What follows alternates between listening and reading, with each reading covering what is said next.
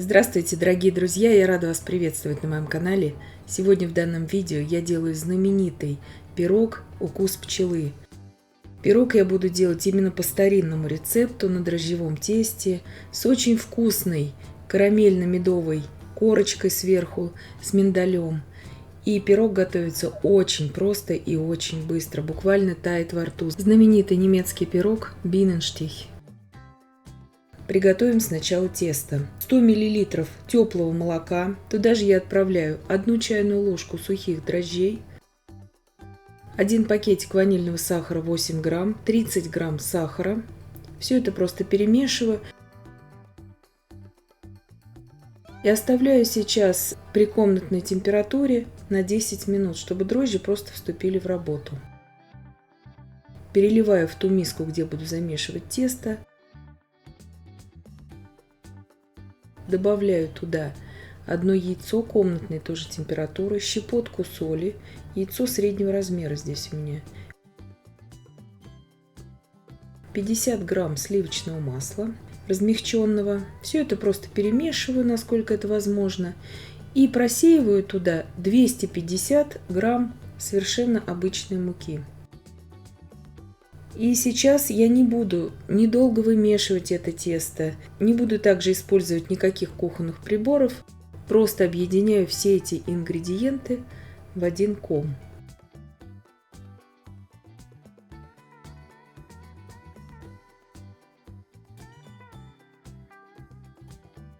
Сейчас я убираю это тесто в теплое место, чтобы оно у меня подходило примерно 1 час. Тесто должно у нас увеличиться вдвое. Тесто липнет, оно липкое, липнет к рукам. Это нормально. Миску, в которой будет подходить тесто, я смазала растительным маслом. Убираю сейчас подходить. Приготовим крем. Здесь 350 мл молока. Я сейчас его довожу до кипения, но не кипячу. 80 грамм сахара, 8 грамм ванильного сахара, 40 грамм кукурузного крахмала. Все это я просто перемешиваю и наливаю туда же 150 миллилитров холодного молока. И все так же я перемешиваю.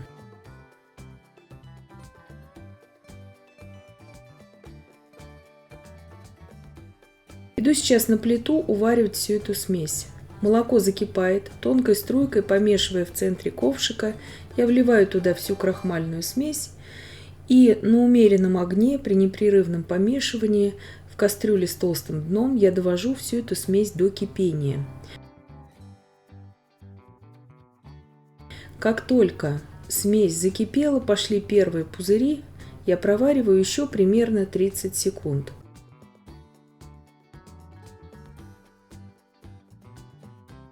Переливаю сейчас всю эту смесь в ту посуду, где она у меня будет остывать до комнатной температуры, не до холодного состояния ни в коем случае. Накрываю пищевой пленкой в контакт и убираю остывать до комнатной температуры. Итак, сейчас приготовим карамельный слой. Готовится очень просто. 50 грамм сахара здесь у меня, 30 миллилитров сливок 30% жирности. Также я туда отправляю столовую ложку меда, 40 грамм сливочного масла.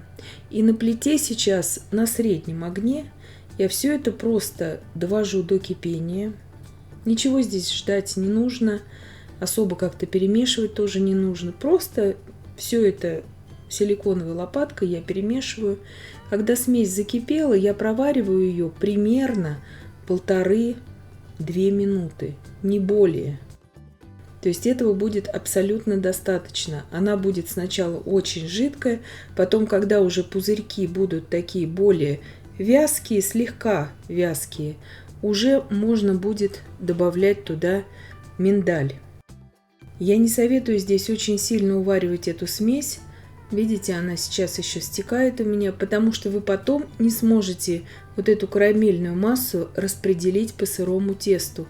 Оно у вас будет проваливаться, это я тоже знаю уже из опыта, но и не доваривать ее нельзя, иначе она у вас будет очень жидкая и будет растекаться по всему пирогу.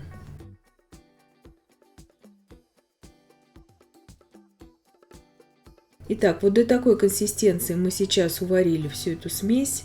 Сейчас я добавляю туда 100 грамм миндальных лепестков. Если у вас уж нет миндальных лепестков, можете арахис взять.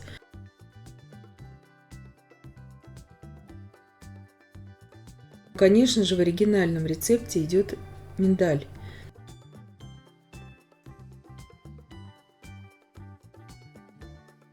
Сейчас снимаем с огня, долго ни в коем случае ничего больше не варим, иначе потом карамель уже невозможно будет распределить. Тесто увеличилось в объеме в 2 раза, прошел у меня час. Я беру сейчас форму 28 на 18 сантиметров, распределяю тесто, ничего здесь я не раскатываю, руки смазываем подсолнечным маслом без запаха и оставляем еще примерно на 20 минут. Тесто здесь очень неприхотливое. Можно брать, конечно, тесто такое, как мы бы плетенку делали из дрожжевого теста, но я люблю больше вот это тесто использовать именно для этого пирога. Оно тающее во рту. Здесь у меня прошло около получаса. Весь карамельный слой я распределила по тесту. И сейчас отправляю этот пирог я выпекаться при температуре 180 градусов Цельсия в заранее разогретой духовке примерно на 25 минут. Если вы будете выпекать в круглой форме, это 24-26 сантиметров форма в диаметре.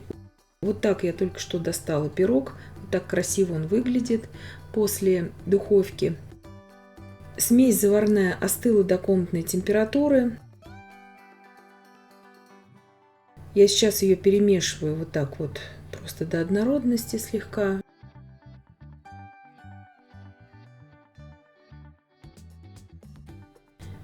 Здесь у меня 250 грамм сливочного масла. Взбиваю его минуты 3 и отправляю туда по 2 примерно столовых ложки всю эту заварную основу. Крем готовится очень просто.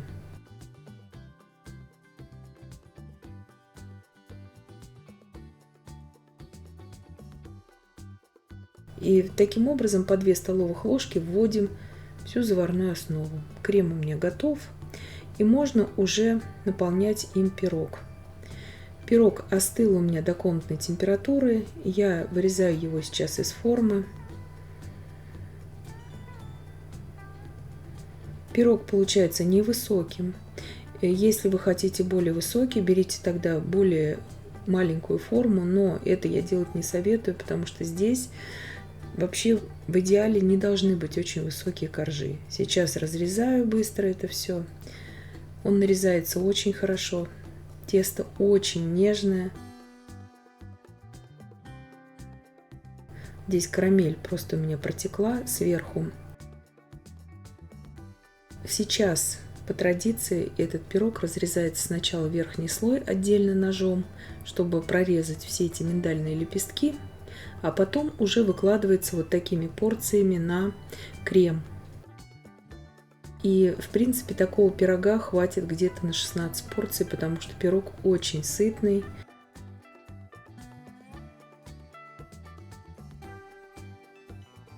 Этот пирог в Германии готовится с очень различными вариациями. Он готовится из бисквитного теста, он готовится из кексового теста, и из дрожжевого, и из творожного даже теста. Он очень распространенный и со сливочной начинкой, просто со взбитыми сливками. Я сегодня показываю именно классический старинный рецепт, как он изначально должен быть. Разрезается он очень легко, потому что верхние уже у нас здесь прослоечки мы разрезали. Тающий буквально во рту этот пирог. Вот это дрожжевое тесто очень дополняет начинку. Хрустящая корочка медовой карамели с миндалем. Еще раз повторяю, орехи можете использовать, какие вам нравятся. Но вообще миндаль, конечно, в классическом рецепте. Если поставить этот пирог в холодильник, конечно же, кремовая прослойка затвердеет. Она будет идеально нарезаться, срез будет очень ровный и очень четкий, если вам именно вот такой вариант больше нравится. Его очень удобно будет даже уже и с верхней прослойкой, тогда после холодильника нарезать на порционные кусочки. И я надеюсь, что видео было полезным и познавательным. Подписывайтесь на мой канал, ставьте лайки, пишите комментарии. Я всем желаю больших успехов и до встречи в новых видео.